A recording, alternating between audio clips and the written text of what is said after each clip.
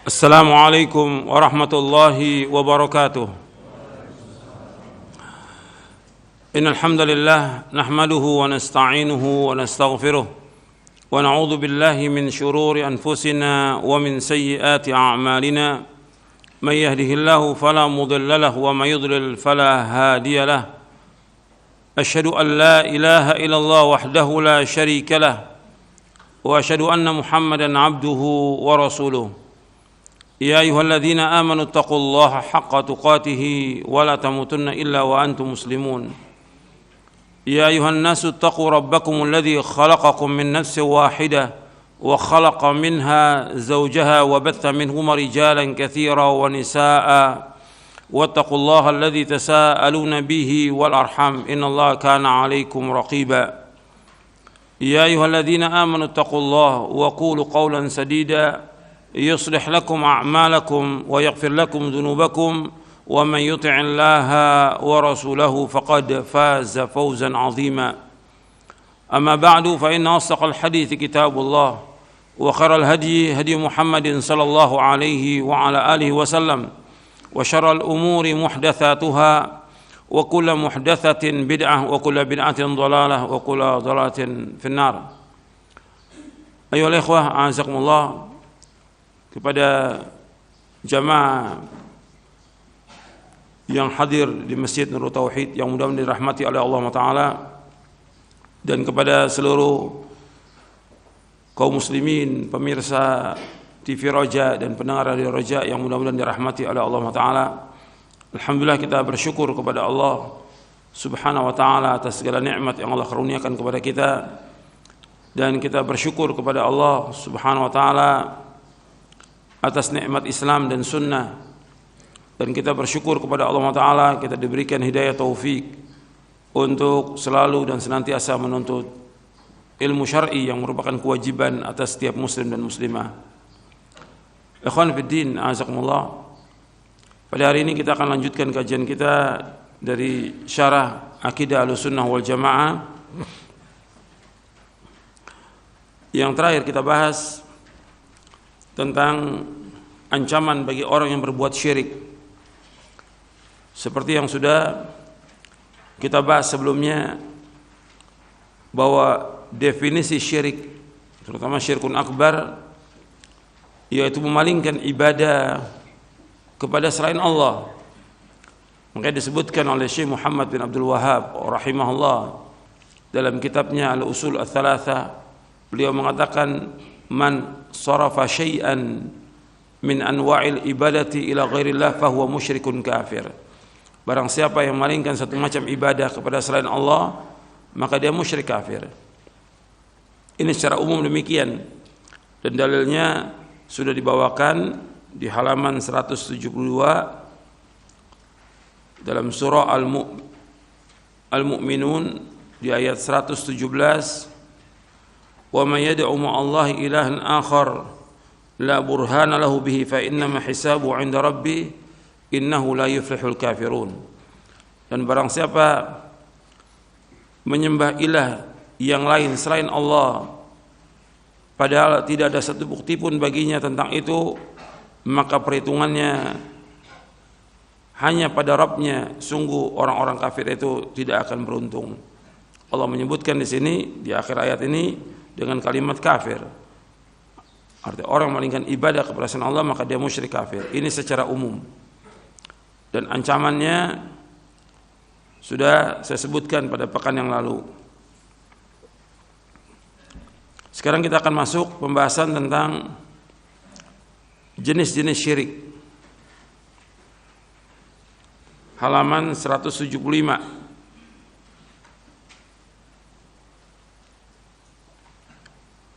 Jadi syirik ada dua jenis. Yang pertama syirkun akbar, yang kedua syirkun asghar.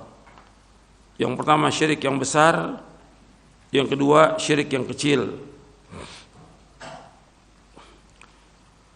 Syirik besar adalah memalingkan suatu bentuk ibadah kepada selain Allah, seperti berdoa kepada selain Allah, atau mendekatkan diri kepadanya dengan penyembelihan kurban atau nazar untuk selain Allah. Apakah untuk kuburan, untuk jin, syaitan dan lainnya? Atau seorang takut kepada orang mati yang dia menurut perkiraannya akan membahayakan dirinya atau mengharapkan sesuatu kepada selain Allah yang tidak kuasa memberikan manfaat maupun mudarat. Atau seseorang yang meminta sesuatu kepada selain Allah di mana tidak ada manusia yang mampu memberikannya melainkan hanya Allah, seperti memenuhi hajat, menghilangkan kesulitan, dan selain dari itu dari berbagai macam bentuk ibadah yang tidak boleh dilakukan melainkan ditujukan hanya kepada Allah saja. Ini dijelaskan oleh Syekh Dr. Shalih Fauzan di dalam kitabnya Aqidatut Tauhid. Syirkun akbar ini banyak, macamnya banyak, dan nanti saya akan sebutkan beberapa macam tentang syirkun akbar. Di sini saya sebutkan tentang tidak bolehnya kita berdoa atau memalingkan ibadah kepada selain Allah. Saya bawakan ayatnya dalam surah Yunus ayat 106 107.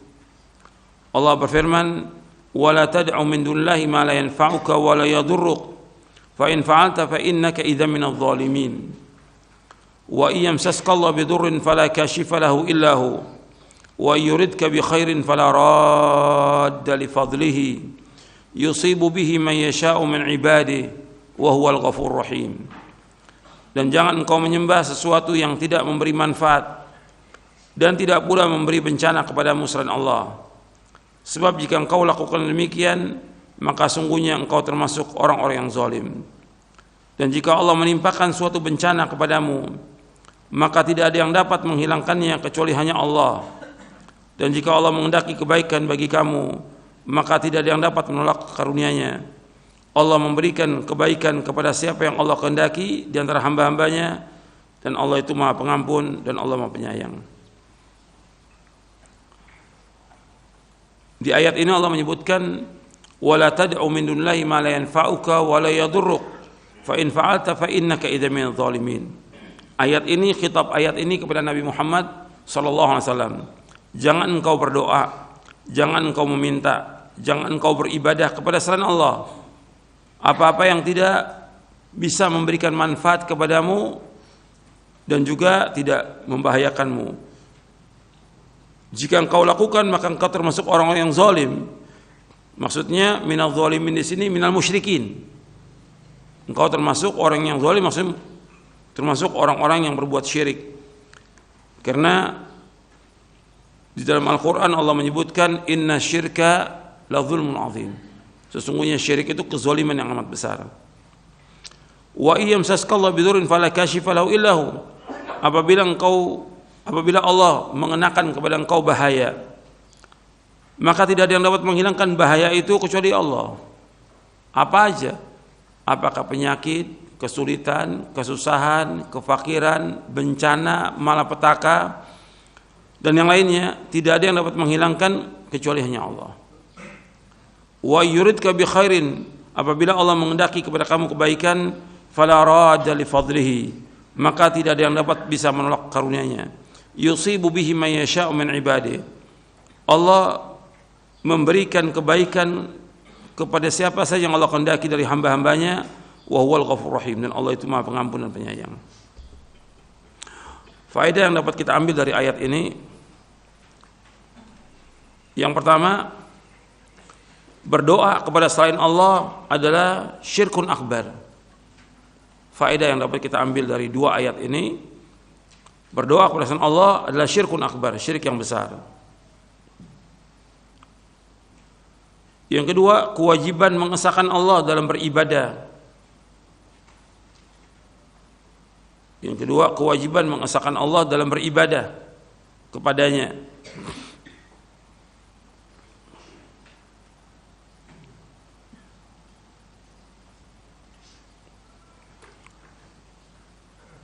Yang ketiga,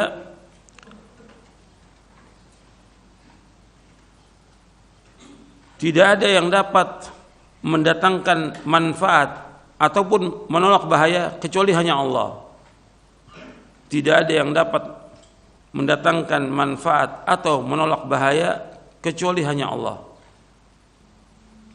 Rasulullah SAW kalau beliau berdoa kepada selain Allah, Rasulullah SAW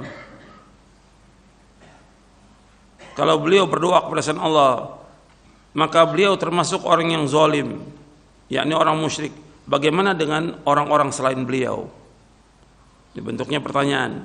Rasulullah SAW kalau beliau berdoa kepada Allah, maka dia termasuk orang yang zalim sesuai dengan ayat ini, yakni musyrik. Lalu bagaimana dengan orang-orang selain beliau? Kalau Nabi aja SAW yang manusia yang paling baik, kalau beliau berdoa kepada selain Allah dikatakan zalim atau musyrik, apalagi selain Nabi SAW. Yang kelima, kesyirikan termasuk kezaliman, bahkan merupakan kezaliman yang sangat besar. Kesyirikan termasuk kezaliman, bahkan merupakan kezaliman yang sangat besar.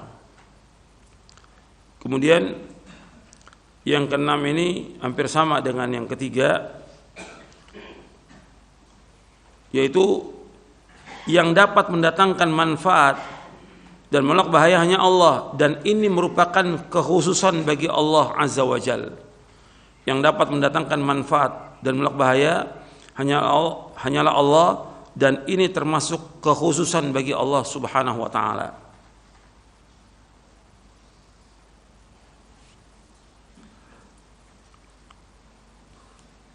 Hatta Nabi SAW kalau kita lihat tidak bisa memberikan manfaat, tidak bisa menolak bahaya. Perhatikan, ini yang keenam ini yang dapat mendatangkan manfaat menolak bahayanya Allah, dan ini termasuk khususan bagi Allah. Artinya kita kembali kepada manusia yang paling mulia Rasulullah SAW, itu nggak bisa memberikan manfaat.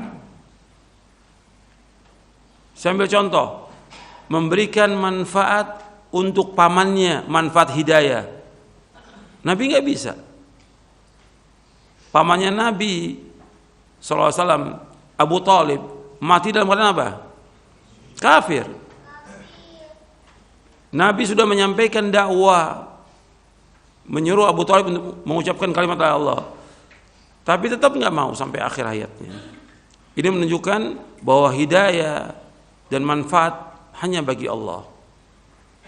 Kemudian tentang menolak bahaya, pada waktu perang Uhud, Nabi luka parah. Nabi nggak bisa menolak bahaya, luka parah Nabi. Kepalanya luka parah, begitu juga giginya ada beberapa yang tanggal. Jadi hanya Allah saja yang dapat memberikan manfaat, menolak bahaya. Ini harus kita yakini dengan seyakin-yakinnya. Ini penting sekali dalam kehidupan kita, bahwa yang dapat mendatangkan manfaat hanya Allah, yang menolak bahaya hanya Allah. Kemudian yang ketujuh, kebaikan dan keburukan merupakan takdir. Kebaikan dan keburukan merupakan takdir Allah Subhanahu wa taala. Ini beberapa faedah yang dapat kita ambil dari dua ayat ini. Jadi di sini penetapan tentang Allah itu Ghafur Rahim. Sekarang kita lanjutkan. Syirik besar dapat mengeluarkan pelakunya dari agama Islam dan menjadikan kekal dalam neraka jika ia meninggal dunia dalam keadaan musyrik dan belum bertaubat daripadanya. Saya ulangi, syirik besar dapat mengeluarkan pelakunya dari agama Islam. Itu lihat di halaman 176. Syirik besar dapat mengeluarkan pelakunya dari agama Islam dan menjadikannya kekal dalam neraka jika ia meninggal dunia dalam keadaan musyrik dan dia belum bertaubat daripadanya. Karena Allah tidak mengampuni dosa orang yang berbuat syirik, dan Allah mengampuni dosa selain itu bagi siapa Allah kehendaki. Innallaha la yaghfiru an yushraka bihi wa yaghfiru ma duna dzalika liman yasha. Kalau dia belum bertaubat, tapi kalau dia sudah bertaubat, diampuni oleh Allah Taala. Tapi kalau sampai dia mati dia tidak bertaubat, maka dia telah berbuat dosa besar, yang paling besar, dan Allah tidak akan mengampuni dosanya dan tempat tinggalnya di neraka. Syirik besar ada banyak. Syirik besar ada banyak, seperti disebutkan. Sedangkan di sini akan disebutkan 4 macam saja. Yang pertama syirik doa. Yang kedua syirik niat, keinginan dan tujuan. Yang ketiga syirik ketaatan. Yang keempat syirik mahabbah, kecintaan. Yang pertama syirik doa, yaitu di samping dia berdoa kepada selain Allah, ia juga berdoa. Saya ulangi lagi. Pertama syirik doa, yaitu di samping ia berdoa kepada Allah Subhanahu wa taala, ia juga berdoa kepada selain Allah. Dia berdoa kepada Allah, tapi dia juga berdoa kepada Allah. Ini syirik doa. Allah Subhanahu wa taala berfirman, فَإِذَا رَكِبُوا فِي الْفُلْكِ دَعُوا اللَّهَ مُخْلِصِينَ لَهُ الدِّينَ فَلَمَّا نَجَّاهُمْ إِلَى الْبَرِّ إِذَا هُمْ يُشْرِكُونَ. Maka apabila mereka naik kapal, mereka berdoa kepada Allah dengan penuh rasa pengabdian, ikhlas kepadanya. Tetapi ketika Allah menyelamatkan mereka sampai ke daratan, malah mereka kembali mempersekutukan Allah. Ini dalam surah Al-Ankabut ayat 65. Ini Allah menceritakan tentang kaum musyrikin. Kaum musyrikin apabila mereka menaiki perahu dan diombang-ambingkan oleh ombak, maka mereka berdoa kepada Allah dengan ikhlas. Tapi tatkala Allah selamatkan mereka ke daratan, mereka berbuat syirik. Antum perhatikan di sini bahwa kaum musyrikin itu mereka berbuat syirik sesuai dengan nas ayat ini di saat susah atau di saat senang. Saya ulangi lagi. Ya, sesuai dengan ayat ini. Kaum musyrikin itu mereka berbuat syirik kepada Allah di saat susah atau di saat senang. Mereka berbuat syirik kepada Allah di saat senang. Kalau di saat susah, kan di sini fa idza raqibu fil fulki, apabila mereka menaiki perahu. Artinya diombang-ambingkan oleh ombak yang besar. Da'ullah mukhlisin. Di saat diombang-ambingkan oleh ombak ini dalam keadaan susah atau senang ini? Susah, sulit. Da'ullah mukhlisin lahuddin. Mereka berdoa kepada Allah dengan ikhlas. Kemudian falamma najahum ilal barri, tatkala Allah selamatkan dia, berarti senang ini, diselamatkan.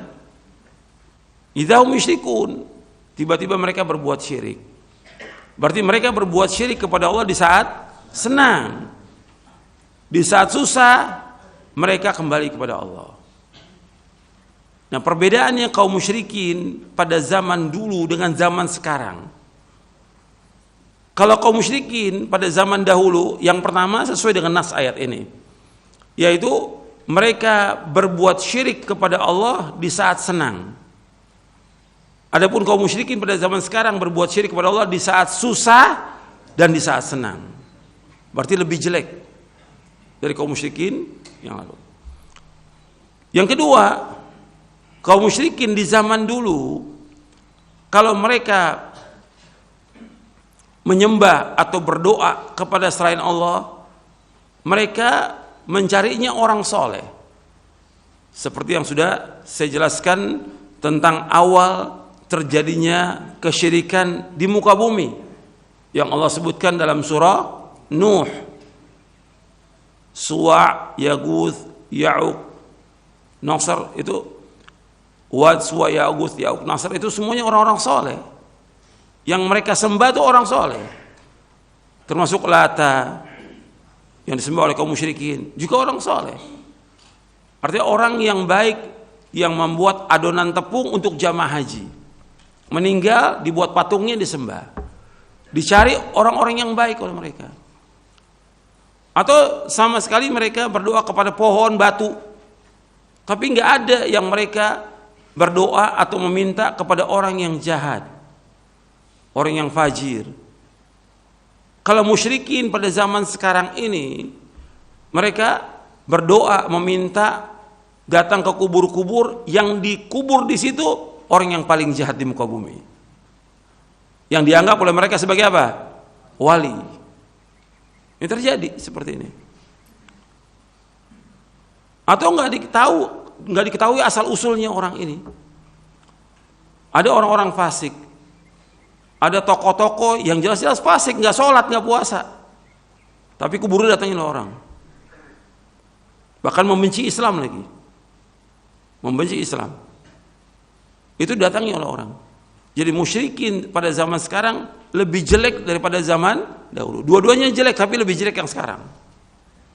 Kenapa? Mereka menyembah kepada orang yang jahat, menyembah kepada orang-orang yang membawa manusia kepada kesyirikan dan kesesatan. Mereka sembah. Jadi dua itu perbedaannya. Ya, musyrikin pada zaman dahulu dan musyrikin pada zaman sekarang.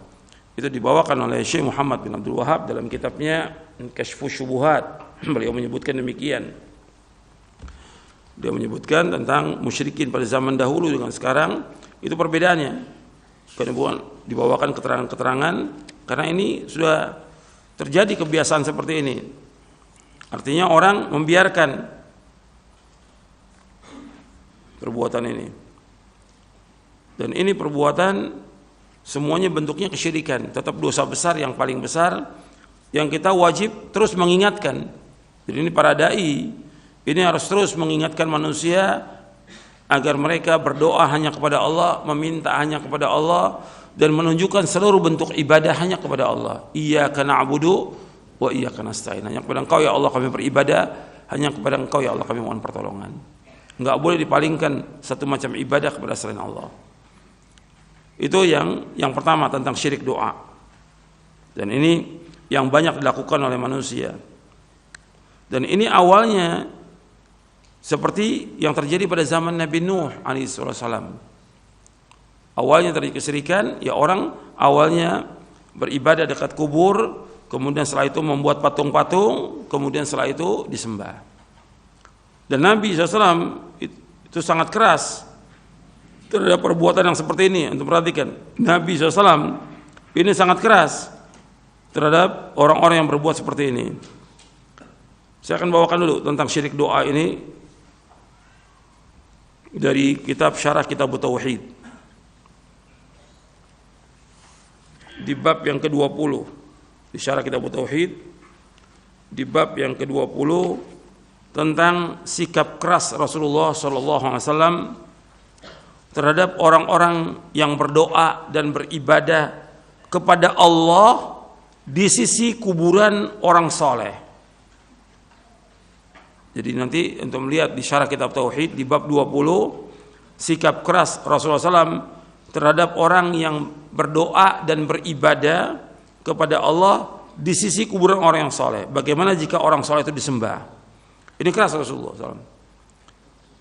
Jadi beribadah, apakah itu sholat, yang paling besar bagi mereka doa. Mereka berdoa kepada Allah di sisi kuburan orang yang soleh. Tapi lama-kelamaan ini akan menyembah penghuni kubur. Awalnya doa kepada Allah di sisi kuburan orang soleh. Tapi lama-kelamaan orang solehnya disembah. Maka Nabi keras ini. Disebutkan di dalam Sahih Bukhari dan Muslim dari Aisyah dan Ummu Salamah, dari Aisyah radhiyallahu anha dan Ummu Salamah radhiyallahu anha menyebutkan kepada Rasulullah SAW, anna Ummu Salamah dzakarat li Rasulullah SAW kanisatan ra'atha bi ardil Habasyah wa ma fiha min as-suwar faqala ulaika qaumun idza mata fihim ar-rajulu as-salih aw al-'abdu as-salih banaw ala qabrihi masjidan wa sawwaru fihi tilka as-suwar ulaika syirarul khalqi 'inda Allah. Dari Aisyah radhiyallahu anha bahwasanya Ummu Salamah radhiyallahu anha menyebutkan atau menceritakan kepada Rasulullah SAW tentang gereja yang dilihat di negeri Habasyah, yang di dalamnya, di dalam gereja itu ada rupaka-rupaka, gambar-gambar, patung-patung manusia. Maka beliau SAW bersabda, mereka itu apabila ada orang yang soleh atau seorang hamba yang soleh meninggal, mereka bangunkan di atas kuburnya sebuah tempat ibadah dan mereka membuat di dalamnya rupaka-rupaka, arti gambar manusia. Mereka itulah sejelek-jelek makhluk di hadapan Allah. Nabi sudah menyebutkan ulaika syirarul khalqi indallah. Mereka sejelek-jelek makhluk di sisi Allah Taala. Dijelaskan oleh Al-Imam Ibnu Qayyim, mereka ini orang-orang Nasrani ini atau orang-orang yang membangun masjid di atas kuburan, fahaula'i jama'u bainal fitnataini. Mereka mengumpulkan dua fitnah. Yang pertama fitnatul kubur, yaitu fitnah memuja atau beribadah kepada kuburan. Yang kedua fitnatul tamathil, fitnah membuat gambar-gambar dan patung-patung. Nabi sangat murka ini tentang yang seperti ini. Jadi menunjukkan tentang tidak bolehnya kita beribadah atau berdoa di sisi kuburan orang yang soleh. Karena apa? Ini wasilah perantara yang mengantarkan kepada kesyirkun akbar, yang orang akan menyembah seperti yang dilakukan oleh orang-orang Nasrani. Kemudian Nabi juga menyebutkan tentang orang yang membangun masjid di atas kuburan orang yang soleh, maka dia termasuk orang yang paling jelek atau makhluk yang paling jelek di sisi Allah Ta'ala, walaupun niatnya baik. Kenapa? Karena ini akan mengantarkan manusia kepada kesyirikan dan kekufuran. Dan kerusakan yang ditimbulkan oleh kuburan orang yang soleh atau kuburan wali, ini kerusakan yang besar. Artinya wajib untuk para dai ini terus mengingatkan manusia. Bahkan Nabi SAW itu 5 hari menjelang wafat, 5 hari menjelang wafat, dalam kondisi yang sudah beliau hampir meninggal dunia, beliau bersabda, la'natullahi 'alal yahudi wan nasara ittakhadhu kubur anbiya'i masajid. Arti Nabi sudah beberapa saat menjelang wafat itu, Nabi bersabda, semoga Allah melaknat orang Yahudi dan Nasrani, mereka telah menjadikan kuburan Nabi mereka sebagai tempat ibadah. Hadis ini sahih Bukhari, Muslim, Nasai dan Ahmad. Nabi terus peringatkan ini, yuhadziru, kata Aisyah radhiyallahu anha, yuhadziru ma sana'u walaula dzalika ubriza qabru ghaira annahu khusyiya yuttakhadha masjidan. Terus beliau peringatkan yang seperti ini. Beberapa hari menjelang wafatnya, beliau peringatkan agar perbuatan mereka dijauhi, perbuatan orang Yahudi Nasrani. Seandainya bukan karena hal tersebut, niscaya kuburan beliau akan ditampakkan, dikuburkan di Baqi. Hanya saja dia khawatirkan akan dijadikan sebagai tempat ibadah. Jadi ada beberapa hadis yang disebutkan tentang Nabi sangat murka dan marah kepada orang-orang yang membangun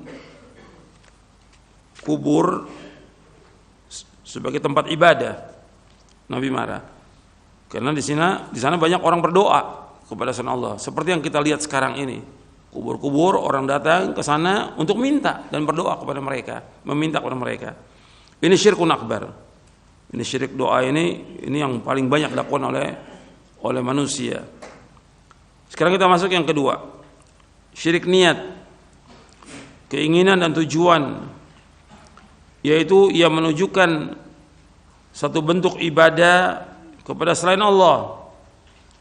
Allah SWT berfirman, "Man kana yuridul hayatad dunya wa zinataha nuwaffi ilaihim a'malahum fiha wa hum fiha la yubkhasun ulaika alladziina laysa lahum fil akhirati illa an-nar wa habita ma sana'u fiha wa batilun ma kanu ya'malun." Barang siapa yang menghendaki kehidupan dunia dan perhiasannya, maka pasti kami berikan balasan penuh atas pekerjaan mereka di dunia dengan sempurna, dan mereka di dunia tidak akan dirugikan. Itulah orang-orang yang tidak memperoleh sesuatu di akhirat kecuali neraka, dan sia-sialah di sana apa yang telah mereka usahakan di dunia, dan terhapuslah apa yang mereka kerjakan. Ini ayat ini dibahas di dalam syarah kitab Tauhid di bab yang ke-37. Di syarah kitab Tauhid di bab yang ke-37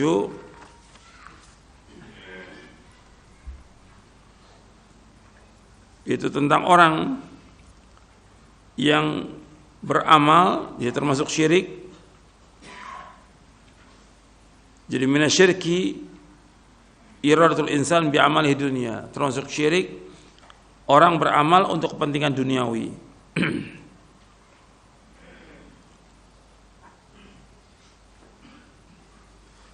Dan di sini ada beberapa contoh yang disebutkan.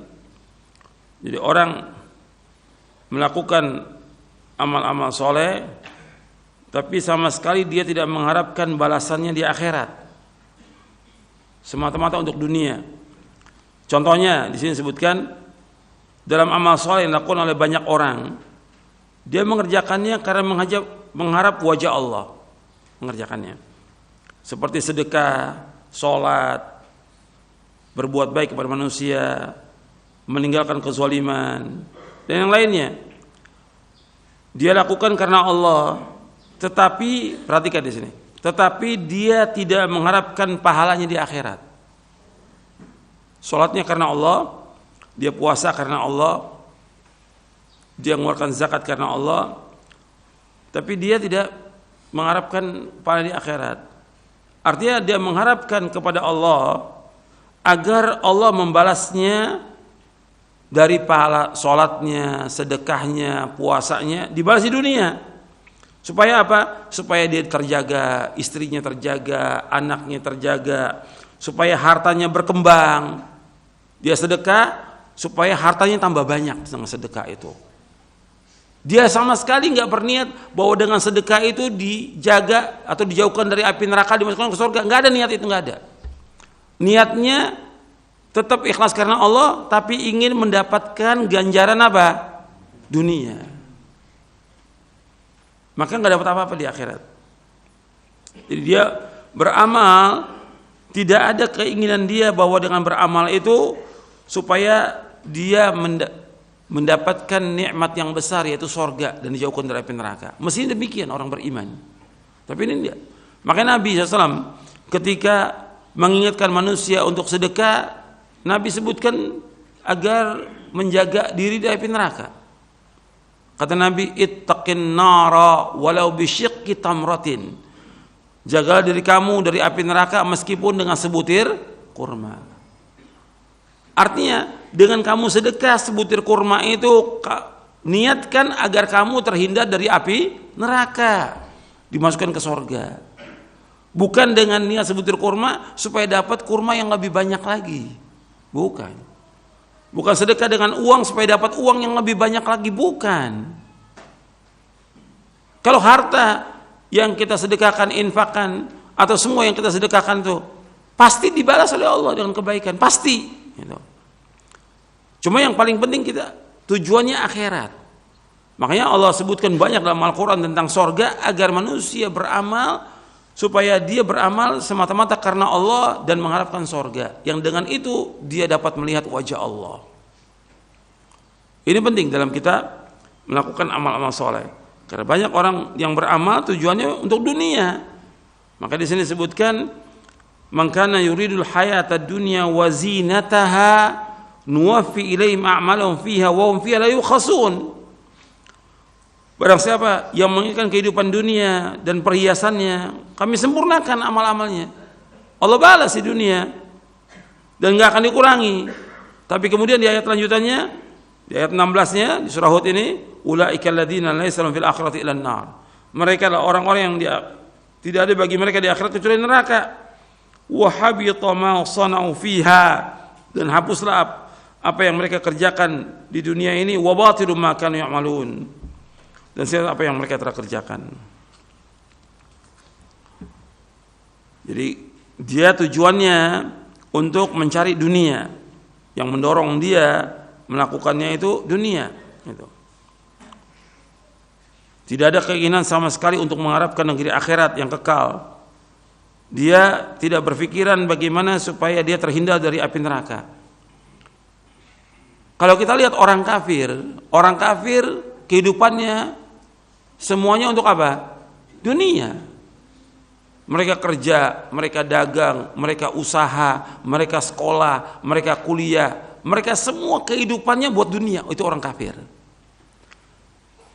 Kalau orang beriman, tujuan hidupnya akhirat. Dan ini berkaitan dengan iman dan juga berkaitan dengan akal yang waras. Artinya orang beriman, yang dia beriman, kan iman itu 6 rukunnya. An tu'mina billahi wa malaikati wa kutubi wa rusuli wal yaumil akhir wa tu'mina bil qadari khairihi wa syarri. Engkau beriman kepada Allah, malaikatnya, kitabnya, rasul-rasulnya. Iman kemudian kepada yaumul akhir dan iman kepada qadar yang baik dan buruk. Iman kepada yaumil akhir. Kalau dia beriman kepada Allah dan beriman kepada yaumil akhir, mestinya dia mencari kehidupan apa? Akhirat. Karena apa? Kehidupan dunia ini kehidupan yang fana, kehidupan yang sementara, kehidupan yang fata morgana. Orang beriman carinya akhirat. Itu orang beriman. Karena apa? Allah merintahkan demikian. Makanya Allah menyebutkan dalam Al-Quran, bal tu'thirunal hayatad dunya wal akhiratu khairu abqa. Bahkan kalian lebih mengutamakan kehidupan dunia daripada akhirat. Padahal akhirat itu lebih baik dan lebih kekal. Kalau orang beriman, milihnya akhirat. Kalau dia beriman. Yang kedua, kalau dia berakal. Kalau orang berakal, mesti milihnya kehidupan yang abadi. Kehidupan dunia, kehidupan yang hanya sementara, beberapa tahun aja. 60-70 tahun. Itu kehidupan dunia. Setelah itu habis sudah. Kalau orang berakal, milih kehidupan yang kekal abadi, yang jutaan tahun. Kenikmatan dunia, kenikmatan yang semu.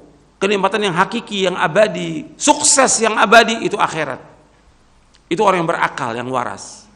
Ketika orang itu dia mengutamakan dunia dan sibuk untuk dunia, yang pertama dia tidak beriman kepada Allah dan beriman kepada akhirat. Yang kedua, akalnya nggak waras. Kalau dia akalnya waras, dia akan pentingkan kehidupan akhirat, bukan dunia.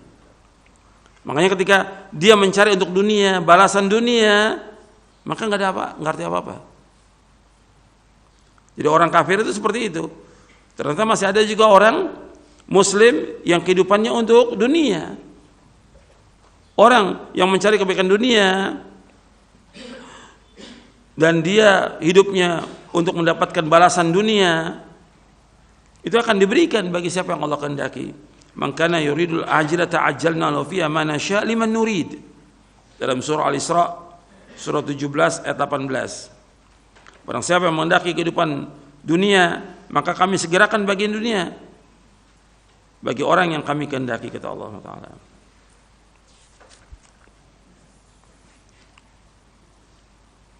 Jadi ini celaan terhadap orang-orang yang rakus kepada dunia, yang tamak kepada dunia, yang hidupnya untuk dunia.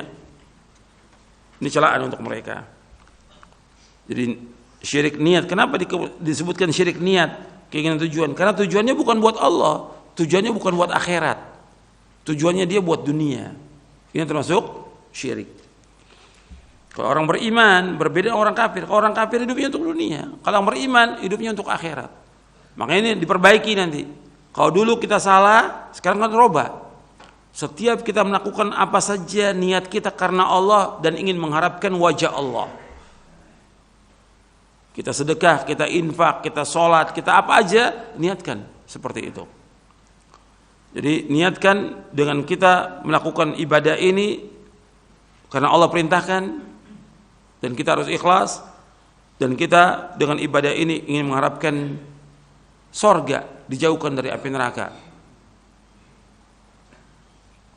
Karena Allah menyeru demikian dalam Al-Quran, agar kita beribadah itu mengharapkan surga dan terhindar dari api neraka. Kemudian kita masuk yang ketiga, syirik ketaatan.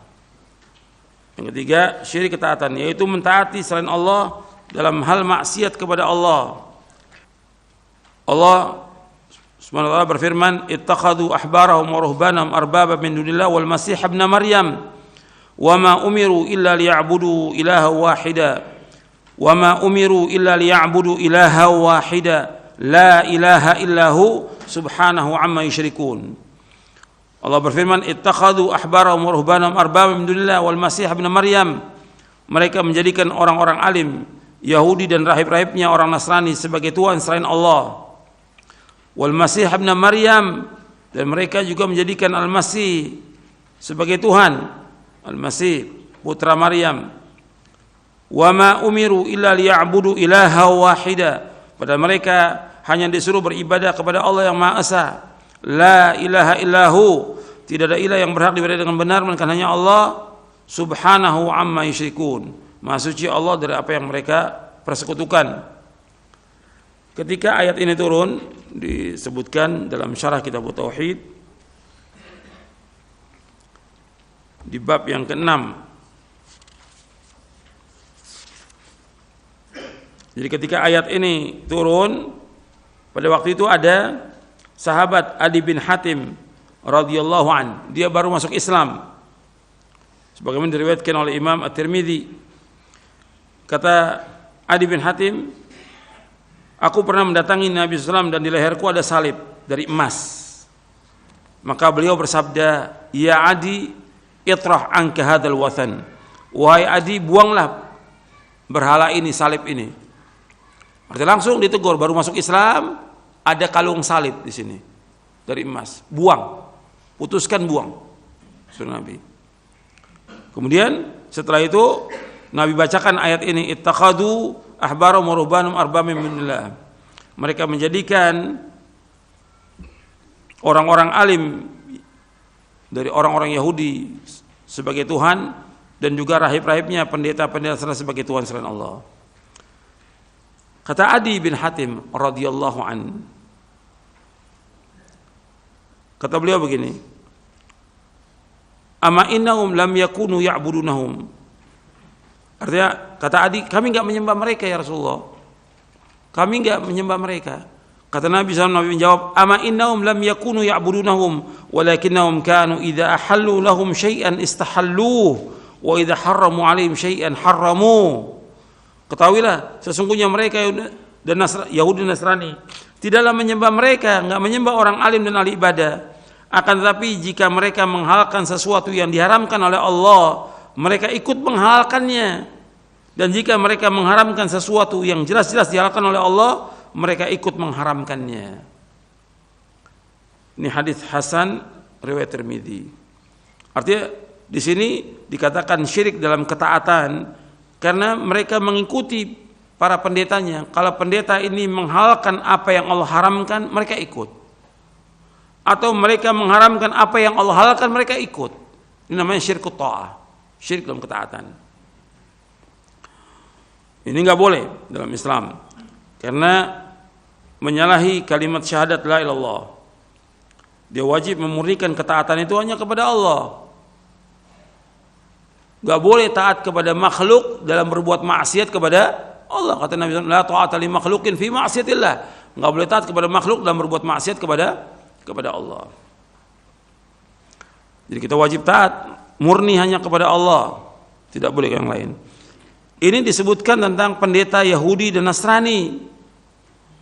Ini kembali kepada kita juga. Kalau umpamanya dia taat mentaati ulama dalam menghalalkan atau mengharamkan, nggak boleh.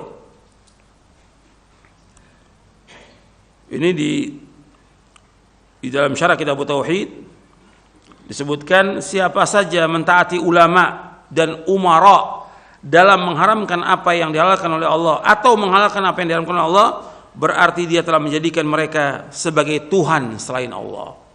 Ini syirik dalam ketaatan. Makanya Ibnu Abbas radhiyallahu anhu berkata, ini Ibnu Abbas marah ini kepada orang yang sudah dikatakan sabda Rasulullah SAW, tapi dia telah berkata Abu Bakar dan Umar. Ini sahabat yang mulia, tempatnya di sorga. Tapi kalau sudah dikatakan perkataan Rasulullah, wajib taat. Jangan kemudian kata Abu Bakar begini, kata Umar begini. Tetap nggak boleh. Yang wajib diikuti siapa di sini? Rasulullah SAW. Kata Ibnu Abbas radhiyallahu anhu, "Yushiku an tanzila 'alaikum hijaratun minas sama'." Aqulu qala Rasulullah, taquluna qala Abu Bakar wa Umar. Aku khawatir bila kalian ditimpa hujan batu dari langit. Aku menuturkan, aku berkata telah bersabda Rasulullah, akan tapi kalian malah mengatakan kata Abu Bakar dan kata Umar. Ini marah. Jadi Ibnu Abbas ini marah kepada orang yang mengatakan demikian. Bahkan dalam riwayat yang lain disebutkan, dalam riwayat Imam Ahmad, tapi sanad ini lemah, arahum sayhalikuna aqulu qala Nabi sallallahu alaihi wasallam wa yaqulu naha Abu Bakar wa Umar. Aku kira mereka akan binasa. Aku mengatakan qala Rasulullah, mereka menantang dengan perkataan Abu Bakar dan Umar. Dan kemudian dibawakan beberapa riwayat dari Abdul Razak dan juga yang lainnya, dan Syekh Masyhur menyebutkan bahwa sanadnya sahih. Jadi ini menentang perkataan Rasul dan perkataan sahabatnya nggak boleh, apalagi kalau sudah ada sabda Rasulullah dipertentangkan dengan perkataan ulama. Kata ulama ini begini, kata syekh ini begini, kata imam ini begini, kata kiai ini begini, nggak boleh. Kalau sudah datang perkataan Rasulullah, kita wajib sami'na wa ata'na.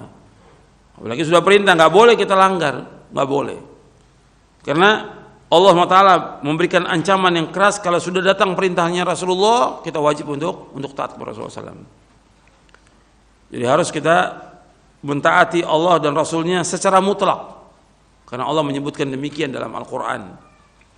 Orang yang menyalahi perintah Rasulullah itu akan terkena fitnah dan azab yang pedih. Dalam surah An-Nur, surah 24 ayat 63.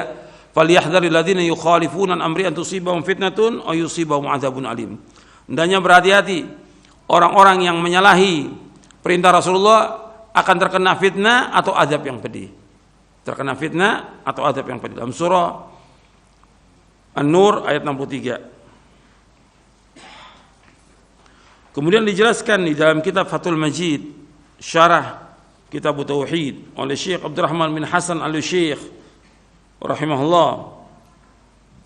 Kata beliau begini, arti kemungkaran menolak hadis dengan pendapat ulama telah tersebar khususnya di kalangan orang-orang yang menyandarkan dirinya kepada ilmu. Artinya mengatakan dia orang berilmu. Mereka membuat penghalang untuk menghalangi manusia dari mengambil kitab dan sunnah, dan mereka menghalangi dari ittiba, mengikuti Nabi SAW, dan dari mengagungkan perintah dan larangan beliau.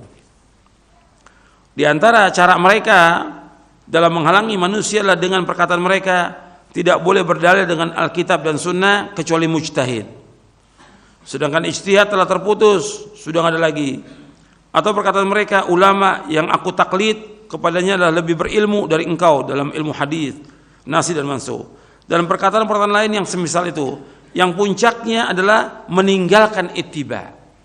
Puncaknya, pokoknya mereka mengatakan itu supaya kita tidak mengikuti Rasulullah SAW. Padahal beliau Rasulullah SAW tidak mengucapkan menurut hawa nafsunya. Maka bersandar kepada perkataan ulama itu bisa salah. Karena bisa jadi ada pendapat yang lain yang menyelisih. Yang pokok yang wajib kita ikut adalah dalil. Kalau disebutkan dalil Al-Quran dan Sunnah. Maka kewajiban seorang mukallaf yang dibebani syariat, jika ada dalil dari kitabullah dan sunnah Rasulnya yang telah sampai kepada orang tersebut dan dia memahami maknanya, maka kewajiban dia adalah untuk berhenti kepadanya dan mengamalkannya. Artinya mengambil dalil itu dan mengamalkannya. Walaupun ada ulama yang menyelisihinya. Setinggi apapun kedudukan ulama tersebut, kita wajib mengikuti dalil. Wajib mengikuti dalil. Ini bagus penjelasannya. Kemudian dibawakan ayat yang tadi. Bab ini wajib ini untuk mengikuti Rasulullah. Kita wajib taat kepada beliau mutlak. Karena taat kepada Rasulullah sama juga taat kepada Allah. Wa man yuti'ir rasul faqad ata Allah. Barang siapa yang taat kepada Rasul, maka dia taat kepada Allah. Wa man tawalla fama arsalnaka 'alaihim hafidha. Dan barang siapa berpaling, aku tidak utus engkau sebagai penjaga atas mereka. Itu dalam surah An-Nisa.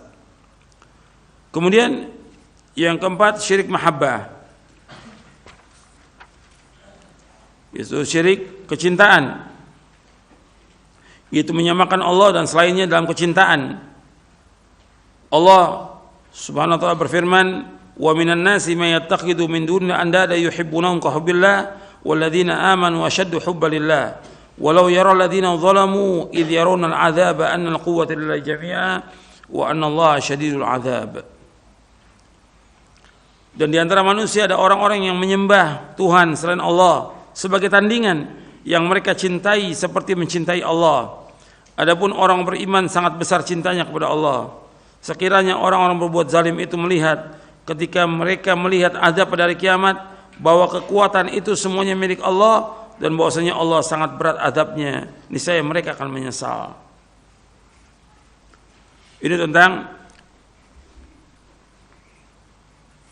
Ini ada syirik mahabbah ini di dalam syarah kitab Tauhid di bab yang ke-31 disebutkan tentang cinta kepada Allah Subhanahu wa ta'ala. Dan cinta kepada Allah mewajibkan adanya ketundukan dan pengagungan kepada Allah Subhanahu wa ta'ala. Dan cinta kepada Allah Tabaraka wa ta'ala merupakan prinsip agama Islam yang porosnya berputar pada cinta ini. Maka semakin sempurna cinta hamba kepada Allah, semakin sempurna pula agamanya. Dan sebaliknya, semakin berkurang kecintaan kepada Allah, semakin berkurang tauhid seorang hamba. Dan kecintaan seperti ini merupakan ibadah yang harus kita lakukan hanya kepada Allah Subhanahu wa ta'ala. Dan Allah mengabarkan dalam ayat ini, surah Al-Baqarah ayat 165 ini, itu Allah menyebutkan wa minan nasi may yattakhidhu min dunillahi andada yuhibbunahum ka hubbillah walladzina amanu ashaddu hubban lillah. Dan di antara manusia ada orang-orang menyembah tandingan-tandingan selain Allah, mereka mencintainya sebagaimana mereka mencintai Allah. Adapun orang beriman sangat besar cintanya kepada Allah. Kata Syekhul Islam Ibnu Taimiyah rahimahullah menjelaskan tentang sifat orang beriman dalam kecintaan mereka kepada Allah lebih besar daripada orang-orang musyrik. Para ulama menjelaskan tentang tafsir ayat ini. Ada dua pendapat di sini. Yang pertama, mereka mencintai berhala-berhala mereka sebagaimana kecintaan kaum muslimin kepada Allah. Dan kecintaan kaum muslimin kepada Allah lebih besar daripada kecintaan mereka terhadap berhala. Kemudian yang kedua, mereka mencintai berhala mereka sebagaimana kecintaan mereka kepada Allah. Dan kecintaan kaum mukmin kepada Allah lebih besar daripada kecintaan mereka kepada Allah. Dan ini pendapat yang benar. Jadi orang-orang kafir, orang-orang musyrikin, mereka mencintai Allah. Tapi di samping mencintai Allah, mereka juga mencintai sekutu-sekutu yang lainnya. Dan mereka mencintai sekutu mereka lebih besar daripada cinta mereka kepada Allah. Berbeda orang beriman. Kalau orang beriman itu lebih besar cintanya kepada Allah, karena kecintaan orang yang beriman itu ikhlas semata-mata karena Allah Ta'ala. Sedangkan orang musyrikin terbagi cintanya. Jadi orang beriman itu dia wajib mengikhlaskan kecintaan mereka hanya kepada Allah, dan kecintaan ini harus dibuktikan dengan ketaatan, pengagungan seorang hamba kepada Allah dan juga ketaatan. Makanya Allah menyebutkan di dalam surah Ali Imran di ayat 31, "Qul in kuntum tuhibbunallaha fattabi'uni yuhibbukumullah wa yaghfir lakum dzunubakum wallahu ghafurur rahim." Katakanlah seandainya kamu cinta kepada Allah, ikuti siapa? Ikuti siapa? Ikuti aku, maksudnya ikuti Rasulullah SAW. Niscaya Allah akan cinta kepada kamu, dan Allah akan mengampuni dosa kamu, dan Allah Maha Pengampun dan Penyayang.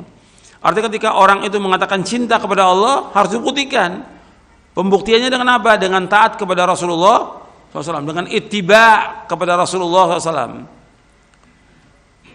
Jadi kecintaan mereka itu kepada Allah, orang beriman itu lebih besar karena ikhlas dan mereka ittiba kepada Rasulullah sallallahu alaihi wasallam. Adapun orang-orang musyrik, mereka menyamakan Allah dengan patung-patung dalam kecintaan. Perhatikan, mereka menyamakan Allah dalam kecintaan. Allah nggak ridho seperti ini. Dia harus cinta murni hanya kepada Allah Taala. Orang-orang musyrikin itu tidak pernah ada di antara mereka berpendapat bahwa patung itu bisa menciptakan, nggak pernah ada. Patung, kubur atau yang lain menciptakan nggak ada. Mereka mengatakan bahwa yang punya hak menciptakan, memberikan rezeki itu hanya Allah. Cuma mereka syirik dalam ibadah. Syirik dalam ibadah. Dan mereka menyamakan dalam kecintaan mereka. Yang mereka cinta kepada Allah, tapi mereka cinta juga kepada selain Allah. Jadi kita wajib mengikhlaskan cinta ini yang merupakan ibadah yang besar. Bahkan ini rukun ibadah yang besar. Rukun ibadah itu ada 3. Kalau syarat ibadah itu ada 2, ikhlas dan ittiba. Tapi rukun ibadah ada 3. Yang pertama cinta, yang kedua takut, khauf, yang ketiga raja. Jadi dia dalam beribadah kepada Allah, maka dia wajib ada kecintaan dia kepada Allah. Dia takut dia kepada Allah dan juga mengharap hanya kepada Allah Subhanahu wa taala. Dan ini tentang syirik besar, macam-macamnya nanti bisa dilihat dalam kitab Fathul Majid, syarah kitab Tauhid atau dalam syarah kitab Tauhid. Ya, saya pikir cukup sampai di sini kajian kita.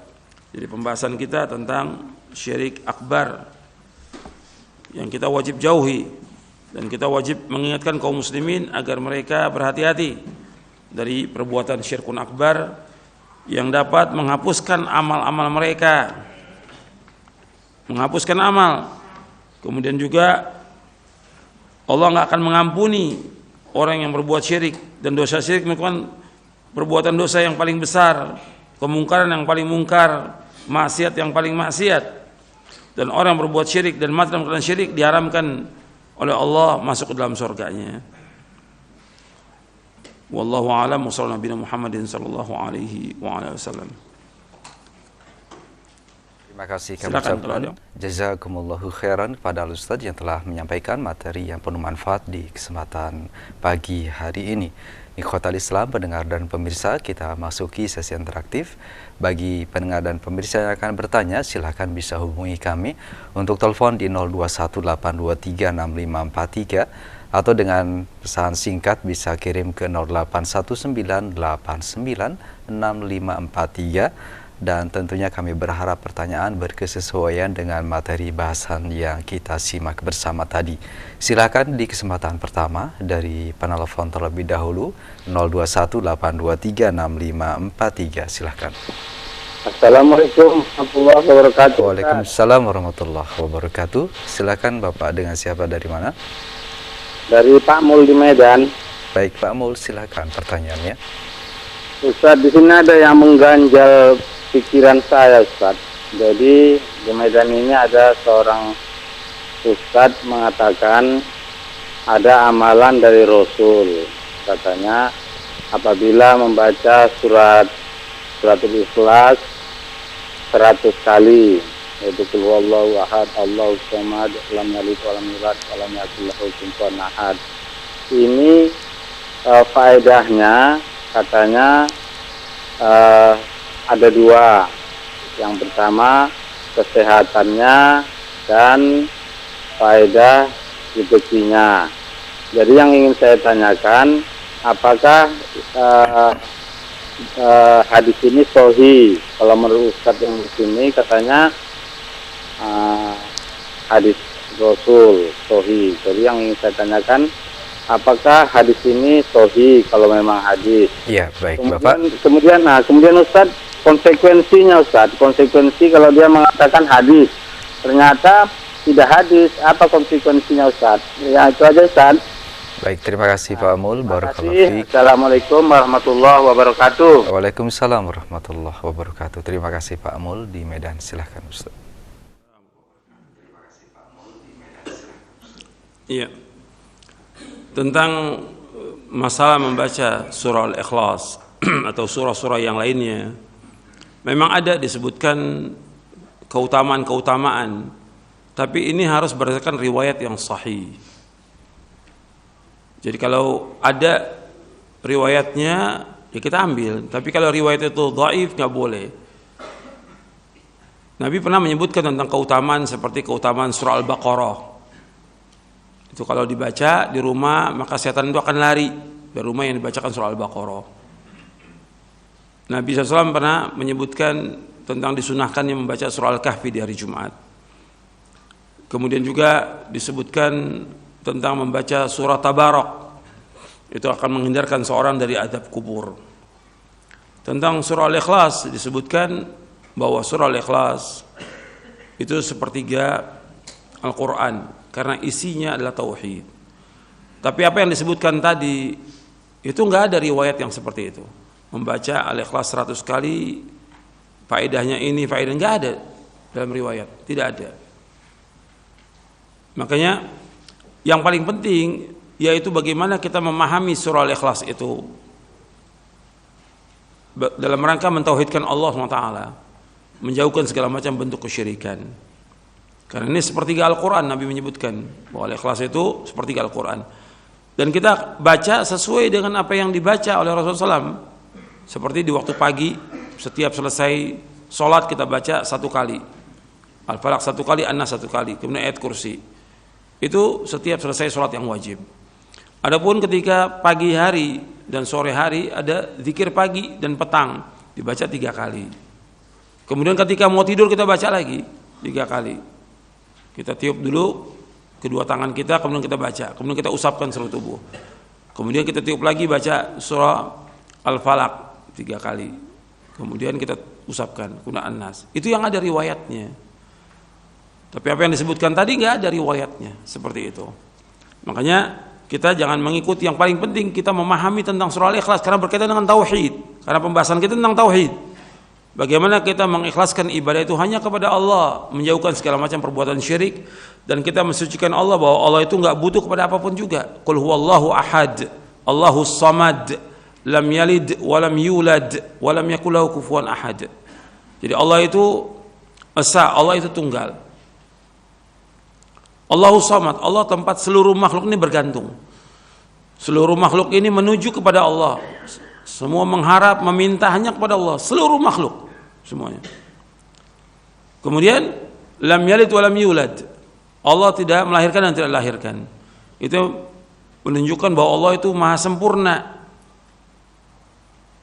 Allah tidak melahirkan dan Allah tidak dilahirkan. Makanya orang mengatakan Isa itu anak Tuhan, nggak ada dan nggak boleh. Ini syirik yang besar, penyekutuan kepada Allah. Walam yakun lahu kufuwan ahad, Allah nggak sama dengan makhluknya. Artinya Allah nggak sama, nggak sebanding, nggak setara dengan apapun juga. Laisa kamitslihi syai'un wa huwas samiul basir. Allah nggak sama dengan sesuatu dan Allah itu maha mendengar dan Allah itu maha melihat. Itu wajib kita yakini. Makanya surah ini dibaca oleh Nabi SAW.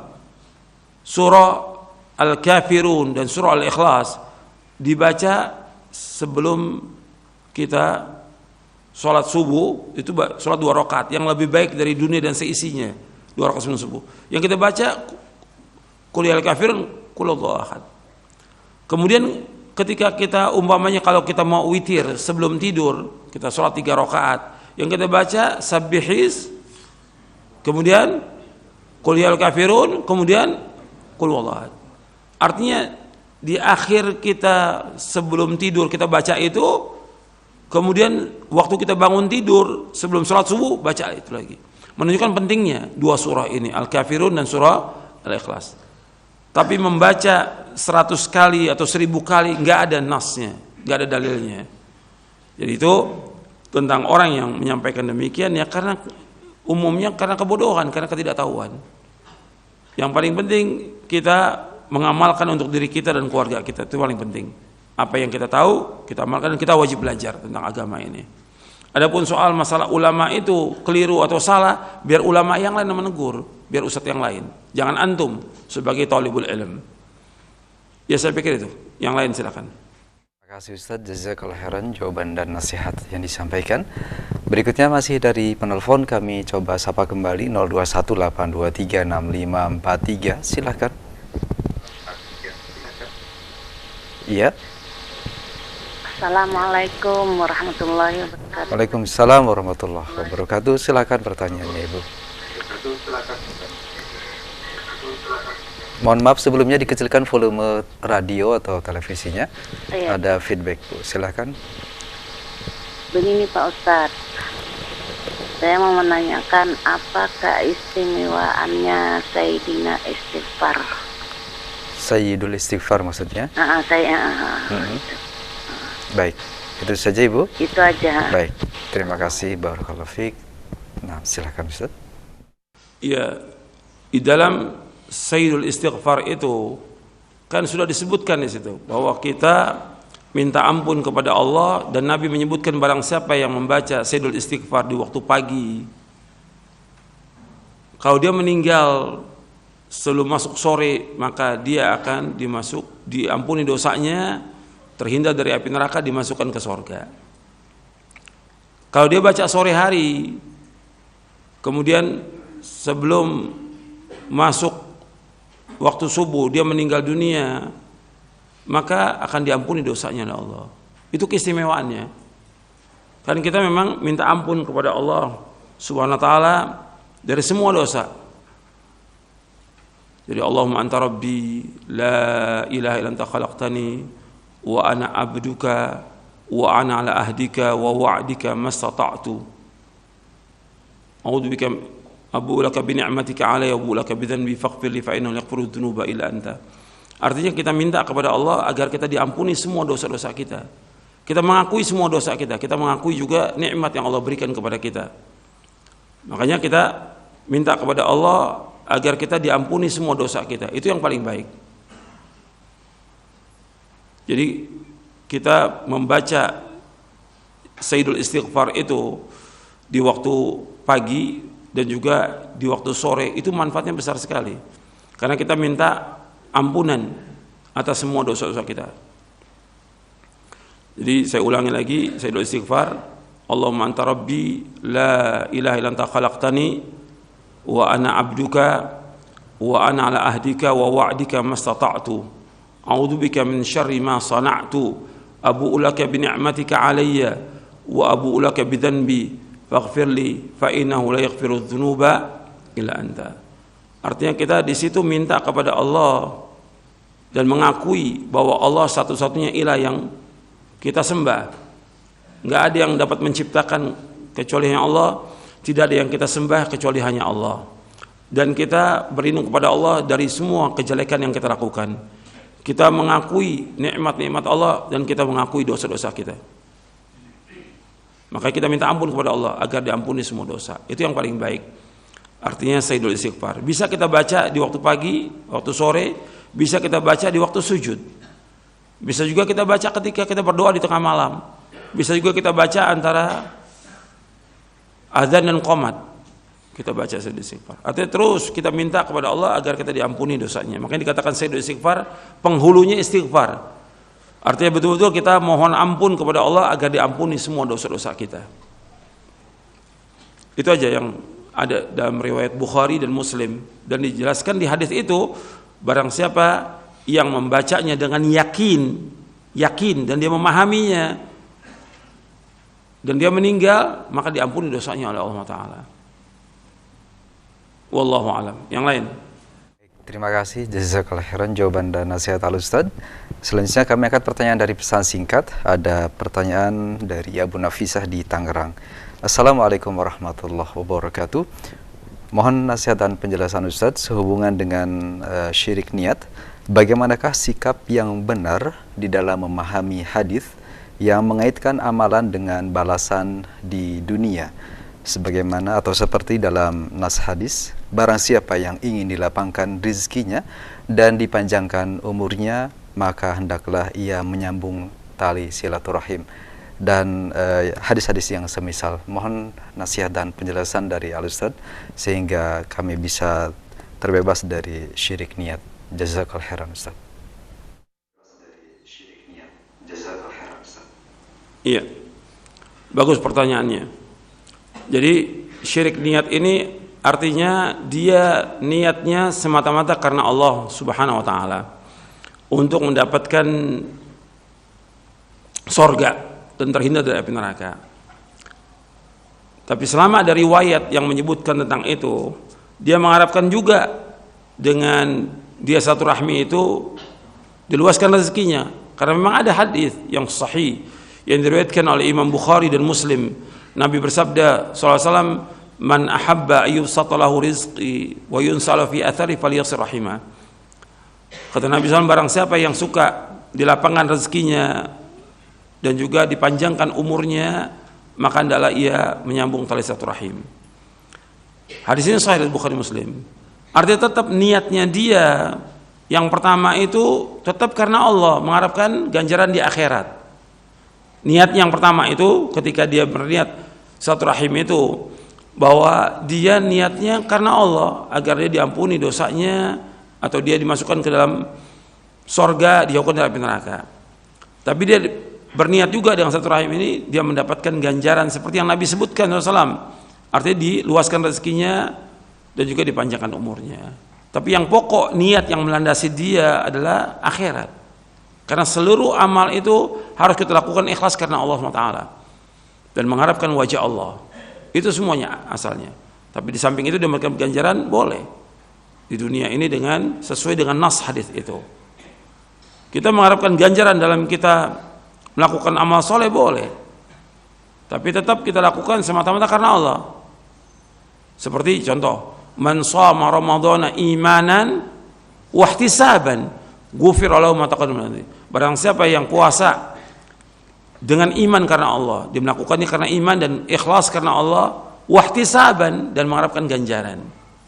Boleh dapatkan ganjaran, tapi pokoknya dasarnya tetap mengharapkan surga agar dijauhkan dari api neraka semata karena Allah.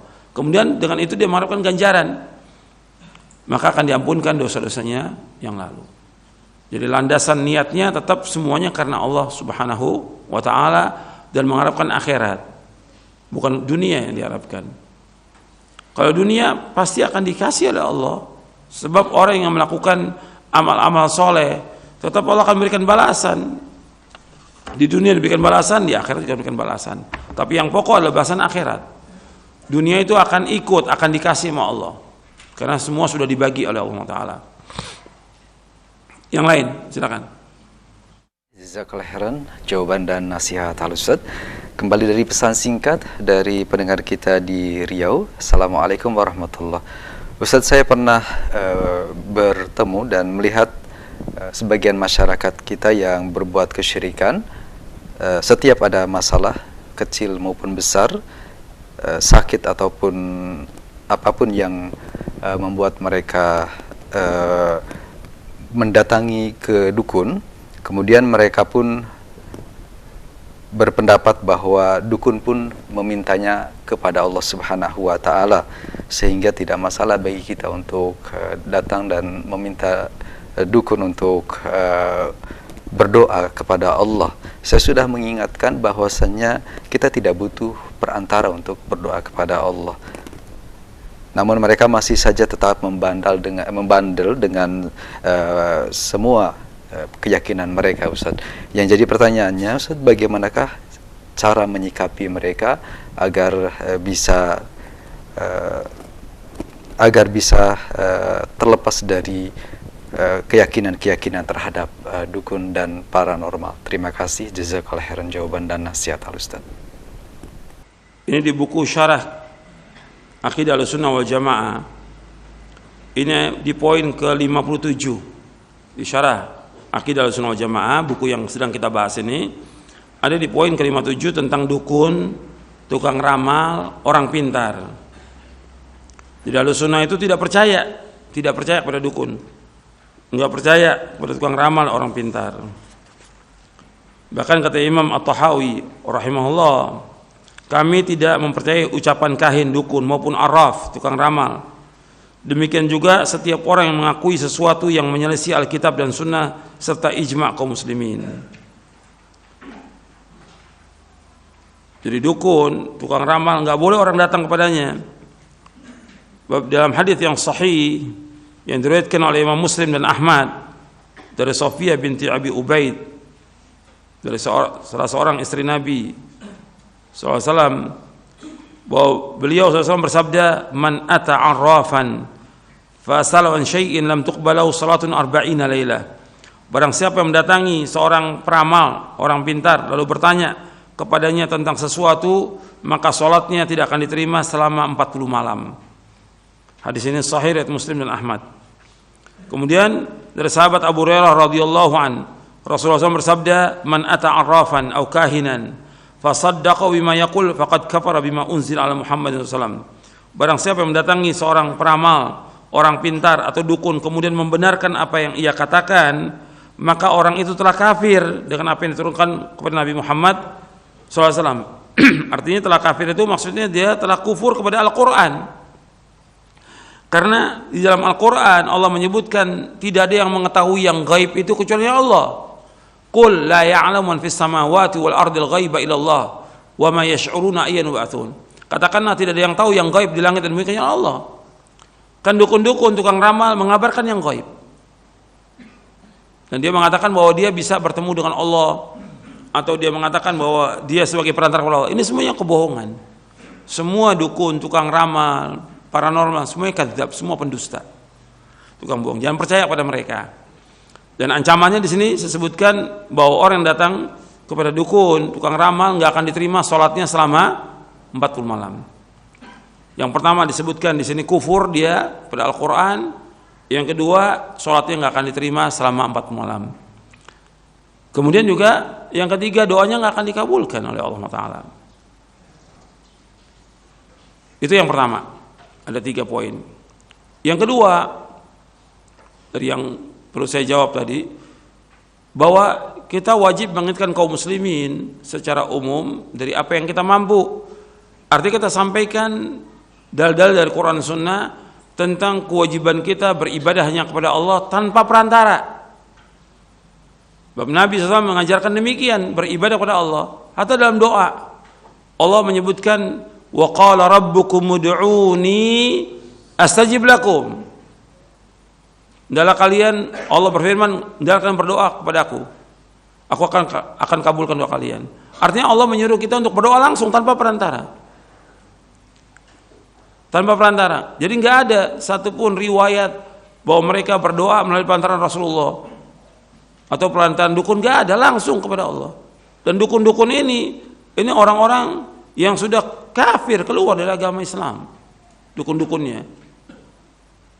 Makanya dukun-dukun, tukang ramal, ini semuanya pembohong mereka. Dan nggak boleh orang datang pada mereka. Nah, orang-orang ini karena kebodohan datang pada mereka, kita ingatkan, kewajiban kita mengingatkan. Yang perlu diperhatikan lagi bahwa kewajiban kita hanya mengingatkan soal masalah hidayah di tangan Allah. Dan kita hanya menyampaikan. Yang paling penting yang saya ingatkan kepada pertanyaan itu, yang kita sampaikan, yang wajib kita sampaikan pertama kepada diri kita, kepada keluarga kita, orang tua, istri, anak, itu kewajiban kita, baru anak famili. Adapun kepada orang umum untuk kita sampaikan, itu kewajibannya siapa? Para ulama dan para dai. Antum jangan dudukkan diri antum sebagai dai, jangan. Sekarang banyak ini orang baru ngaji, baru tahu, udah dakwah. Sudah dakwah, nggak boleh dalam Islam. Antum tahu memang kesyirikan banyak di masyarakat, tapi ini kewajiban siapa? Kewajiban ulama, kewajiban para dai untuk mengingatkan. Bukan kita dudukkan diri kita sebagai dai atau sebagai orang alim. Kita tahu dari kitab tauhid, dari syarah akidah kita sampaikan. Yang wajib kita sampaikan pertama untuk diri kita. Kita harus baca sampai paham, diulang-ulang. Kemudian kita mengamalkannya. Kemudian kita sampaikan kepada istri, kepada anak, kepada orang tua, kepada keluarga, sanak famili. Itu yang wajib. Itu kewajiban kita. Bahwa Allah merintahkan demikian dalam Al-Quran, ya ayyuhalladzina amanu qu anfusakum wa ahlikum nara. Wahai yang beriman, jaga diri kamu dan keluarga kamu dari neraka. Adapun orang lain, itu kewajibannya para ulama. Nah, atau antum mau supaya mereka paham, antum berikan buku, boleh, antum kasih buku. Buku-buku yang menjelaskan tentang tauhid dan bahaya syirik. Tapi untuk dakwah serahkan kepada para ulama. Itu aja yang bisa saya sampaikan, mudah-mudahan bermanfaat. Wa sallallahu Muhammadin sallallahu alaihi wasallam wa akhiru da'wana alhamdulillahirabbil alamin. Subhanakallahumma bihamdik asyhadu an la ilaha illa anta astaghfiruka wa atubu ilaik. Assalamualaikum warahmatullahi wabarakatuh.